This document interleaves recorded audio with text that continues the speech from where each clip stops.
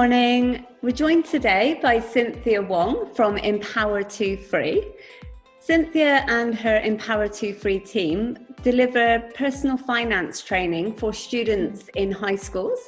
And this training is unique in that it focuses on the mindset of the individual as well as the personal finance training.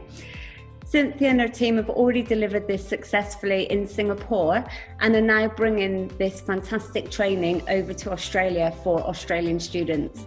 Cynthia, thank you for joining us, and can you please tell us a little bit more about yourself and the background to Empower to Free? Sure. Thanks, Karen, for inviting me. So, hi everyone, I'm Cynthia, and I founded Empower to Free because when I graduated from school and entered the workforce, I realized that there were a lot of things in life that school didn't teach, which were critical for my success in the career and the workforce. So, one of the areas that I made a lot of mistakes in is in the area of money, where I lost money in investments because I followed the majority's advice, and also over-prioritized savings, which was a common experience for people coming from the Asian background. And that's the reason why we started Empower to Free, because we want to coach children and youth to be able to build their ability to manage money. Often our children feel stuck and they feel that they can't change their behavior. So what we do is to grow their mindset and develop their skills for positive action. Excellent. And that would explain the name of the business, Empower to Free. Yes, yeah, that's right. Excellent. So can you tell us why do you believe that training and learning, you obviously mentioned your experience, why do you feel that training and learning around finance is required? Yeah, sure, Karen. If you think about money, it's present every day, and everywhere in our lives, from our shopping list to our bank accounts. We touch money so many times. And in a way, we either master it or we become a slave to it. So when I share with individuals what we do, a common response I hear is, oh, I wish I had that in school. I wished I learned that in school. A lot of the teaching that we have in school today focus on academic content and not enough in preparing the next generation for adulthood and living independently. Training and learning finance is so essential on so many levels. From a survival standpoint, when we learn finance, we make sure we earn enough to meet our needs and wants. If we go up the Maslow hierarchy, learning about finance also gives us psychological security, so that when we encounter stressful financial triggers like unemployment or even having a family, we know that we can manage those situations. Being trained in finance helps us to make informed decisions on things like insurance, superannuation, and in the long run, it actually enables us to take back control of our life. We are no longer just working for money, but knowing how to work the money to achieve the goals we want to have. Yeah, and also in the post-COVID scenario that we're in now, I can imagine that personal stress and loss of control is even higher than before. Yeah, definitely. Yeah. So what are the skills that are actually gained? So the skills that you've gained from personal finance training? Mm-hmm. So from personal finance training, I think at the core of it, we gain a life skill of knowing how to save, budget, and invest, etc. We learn how to use money as the resource to protect and grow ourselves. So when we think of traditional personal finance training, a lot of focus is given to content. So teaching individuals to perform prescribed actions like how to save, how do you do budgets, what stocks are, and how do you buy a stock. However, our brain actually filters the information we're exposed to. So without deep learning or frequent use, we actually forget 75% of what we have learned within a week. So because of that, that's why Empower to Free, we advocate for a different form of personal finance training. We blend this financial knowledge into a learner's context from a social emotional perspective, so that the brain actually retains the information more effectively. We introduce complexity and coaching into the methodology, so that learners actually develop the intangible personal finance skills, like how do they become an independent self-learner, being aware of their personal blind spots. So this way, they are actually more able to adapt to the changing and complex financial systems that we have today. Yeah. And when they're self-aware, they actually avoid being overwhelmed by advertisements, and they can be more effective in filtering out what I call noise when it comes to decision making. That's awesome. Yeah, what you're saying about coaching and, like you said, the content heavy, it's all very well knowing how you need to do something, but actually building those habits and those important changes. It's a lifestyle change, isn't it? It's not just about knowing what you need to do. It's actually incorporating that within your life. Absolutely. Yeah, awesome. So building on that, the relationship with mindset and personal finance. Why? This is your big point of difference. So why is that so important? Sure. So 90% of our actions are actually driven by our subconscious mind. So when we look at mindsets in personal finance, it actually is critical in helping us to identify how we can hack our habits and our actions to make managing money more effective and easy. So I'm sure you know of people who tell you things like, yeah, I know I should save, or I have a budget, but I just can't seem to stick with it. And often we look to change our actions, but until we know what our existing mindsets programming is in our brains, we can and we will self-sabotage. I like to use the analogy of walking up a descending escalator. It's not going to be helpful until you know what your mindsets are. Mindsets also indicate how we respond to changes around us. So I guess with teaching, we look at growth versus fixed mindsets. Similarly, for personal finance, it's the same. We may not realize that our thought process and decision making is heavily influenced by the family environment we grew up in and our perceptions on what is safe or good. And these perceptions actually skew our perspectives and limits the choices we allow ourselves to think about. I'll give you an example. So if we have a fixed mindset and we grew up thinking that insurance is a form of fraud, then we will never consider how insurance can be a form of protection, because that idea of it being protection contradicts our perception of it being fraudulent. Yeah. If we have a growth mindset, however, we will challenge our thinking that insurance is fraud, and we will consider if there are ways that insurance can be used to protect us. So I would say managing personal finance without considering mindset is like saving without a purpose and doing something just for the sake of doing it. In the long run, it might become a chore. And when we combine mindset to personal finance, it actually motivates an individual to take action towards providing in their specific life situation and achieving their specific personal goals. Yeah, that's excellent. And so it takes that even deeper. So to bring personal finance for young people, they have to really, go on a deep journey in terms of what are the values and what are the beliefs that have been given to me by my parents, been given to me by my experiences, and how do I challenge those and look at what do I need to actually, that's fantastic. It's so much deeper, isn't it? It is. Yeah. So, you mentioned a little bit about upbringing. How do individual differences impact on personal finance and mindset? Sure. So I would say that everyone is really different and unique, not just physically, but also psychologically. So we have seen research papers done on families living in poverty, for example. They have shown that individuals coming from a poor background tend to have a scarcity mindset. And so they are when it comes to finances, they tend to be a lot more tunnel vision. When they have money, they will either hoard it or splurge it so that they get instant gratification. Yeah. Our individual experiences actually influence our perspective on gratification, for example. It also affects our risk tolerance levels and even the approach to learning.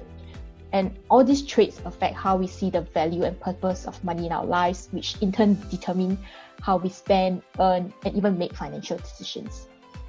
Yeah. I've heard a lot about the concept of,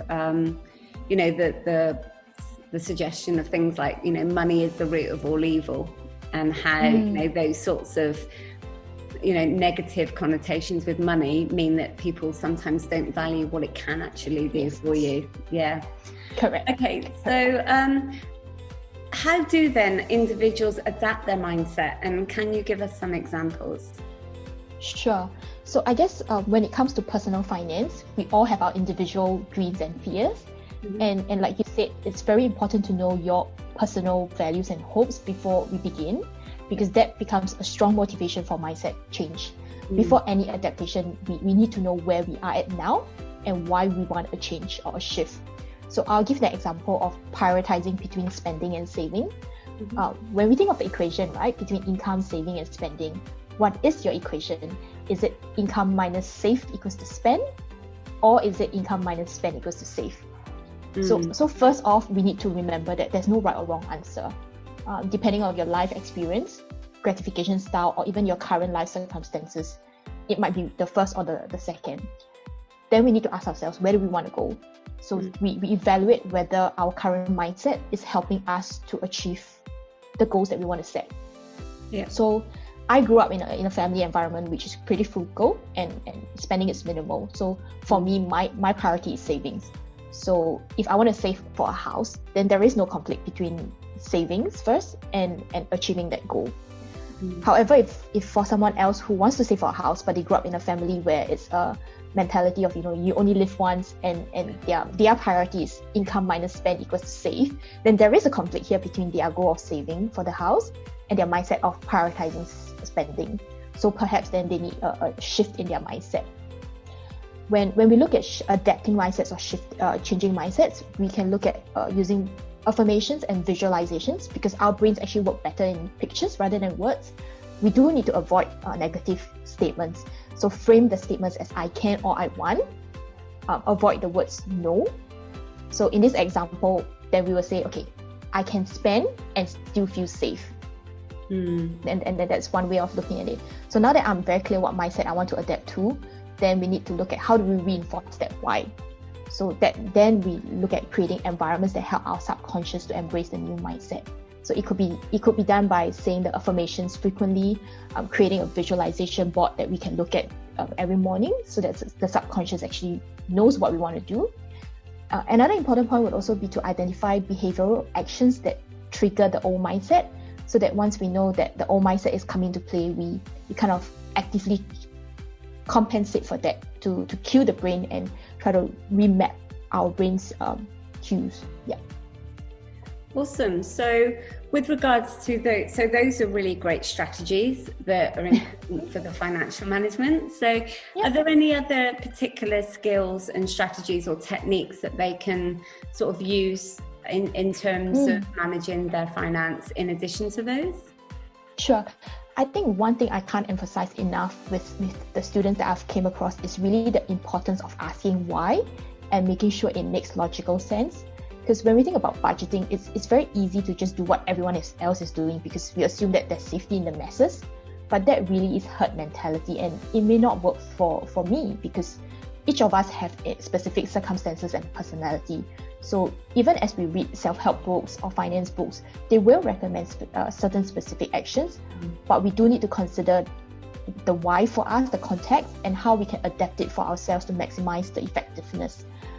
Often a lot of people also associate personal finance with numbers, and when they don't do well in mathematics, they think that, oh, I can't manage my finance. That's actually incorrect. So financial management is a little like dieting. You need to know what works for you, what doesn't, and don't be afraid to ask questions. If you don't understand what the advisor is saying, try to use analogies and filter out that complexity so that you understand the foundation before you add on the layers. So go to the root of what you're trying to answer and make that logical for yourself. Yeah, that's fantastic. So how do you feel these skills can support the foundations of learning business finance? So from personal to business, how can they then take those skills forward into business finance? Sure. So often when we think about business finance, we think about accounting, but they're actually related and different. So accounting teaches us how to record and present transactions. When we think about personal finance, if a student is able to ask why effectively and work through logically what those numbers say, then they actually can bring that skill into business finance and accounting, allowing the accounting to be relevant and alive rather than just following the standards blindly. With these skills, it also develops the student's ability to communicate business finance to other stakeholders in the business who are not financially trained. Yeah, that's excellent. And there's a lot of discussion now as well about entrepreneurial mindset and that risk appetite. So there must be a really good link between obviously your appetite for risk and personal finance and how you manage that in a business environment. Yep, sure. So I would also add on to say that absolutely when you know yourself, by being self-aware, that really helps you in the business environment because I guess gone are the days that you can kind of compartmentalize and say that this is work and this is personal. Everything is kind of becoming one. And so truly when you go back to your mindsets, you know why you're doing what you're doing, that comes through in your business. And through the interactions you have with other people, that actually helps people to get to know you better as well. Yeah. Awesome. Yeah. So how important in so in terms of feeding these skills, how important are routine tasks and procedures, and what routine tasks and procedures do you recommend? Sure. So around 45% to 90% of our daily actions are habits. So routine tasks and procedures is the core of habits, which allow us to operate without the extensive mental effort. That frees up the brain space to do other things. So unfortunately, our brains cannot differentiate between a good and bad habit. So it is crucial for us to ensure that we have positive routines in order to maximize our effectiveness. I would say that routines don't have to be complicated or big. It can be as simple as just creating a list before going to the shops so that you ensure you spend within a budget. Again, before recommending anything specific, I would say each individual has to be self-aware of your mindsets and your habits, then create routines that amplify the helpful habits or cover the blind spots that you want to change. Personally, I recommend that everyone creates a routine around tracking your finances. So I myself do a monthly review, which is pretty hardcore. I have an accounting system to track what my assets and liabilities are, but I know that's not for everyone. Some of my friends use Excel, and some have shared with me that they just look at their bank statements to know what they've spent. So I would say look at your what works for you and create a routine around knowing what money you have and what expenses you have been spending on. When our students start working, I also highly recommend that they create routine reviews of their superannuation and their insurance. Yeah, awesome. And I guess for those that aren't earning yet, it's the idea of working out what lifestyle you do want and then finding how you generate a necessary income to meet that lifestyle. Correct. Yeah. Awesome. So what do you believe are the finance must-haves that all young people must have in terms of preparing for work? Sure. So I would first begin with the financial value of being very clear on, like what you say, what you want out of life and how work contributes to that. I think often when we start working, we get consumed into the work and then we lose sight of life. So work then doesn't become a process to a means to an end, but rather it becomes the overarching theme from which we derive our identity and our value. So I would say absolutely begin being very clear on what you want out of your life and knowing that work is a means to that end. On a practical aspect, I do believe that young people need to know basic tax planning. So just understanding how your tax is calculated, what are the benefits or deductions that you can utilize, and even how the tax is collected. That is critical to managing personal cash flow. Often I think it's really funny how we all think that the July tax payout is a bonus or a windfall, but really it's not. It's really a refund of what the government has over-collected from you. Yeah. Given where the economy is going now, it's going to be a growing gig economy. A lot of our young people are going to become freelancers, and tax is really critical because you don't want to be spending every cent that you earn only to realize that you have no money to pay the tax authorities when your tax assessment comes. I would say another must-have is around selecting their superannuation fund and having a rough idea of how they plan to be financially independent without being employed. So the reality is that in today's context, income is not going to be... I guess a lot of us have that challenge where our incomes are not keeping up with the general cost of living. So young people need to know how to manage their credit score. Being bankrupt or being perceived by the bank as someone who has a bad credit reputation is not just going to affect their finances, but may also impact their employability for certain industries. And I'm sure there are too many people now that feel that going bankrupt is a solution to getting out of debt, and it's actually not. Yeah, often we don't realize the impact of what we have done until we've been there and going, gosh, I wish I could go back in time, but then it's too late. Yeah. So it's really about being proactive and kind of having that future mindset. Yeah, absolutely. So can you tell us a little bit about how you bring this training and this mindset development and understanding into schools and how schools can work with you? Sure. So currently what we do is we approach schools in two ways. One is we train the teachers to run our program, and another is for us to run the programs in school. Typically how our programs go is we do coaching, and then we play a game that we've created with the students just for them to kind of get a bit more self-aware of their personality and their behavior. And then we include reflections so that the students kind of go, hang on, oh, I didn't realize that I was doing that. And oh, this is where I need to change. And that's really how we run our programs. Awesome. So, and how can they get in touch with you? How can trainers get in touch with you to bring you into their school? Yep. So we would love to connect with anyone who's interested and believes that personal finance is important for our students. Join us, follow us on our social media channels. We have Facebook, we have Instagram. Also visit our website and just join our mailing list so that we can share with you our infographics and any content that we have on teaching the next generation. Excellent. And your bio in our newsletter contains all the links for how they can reach you.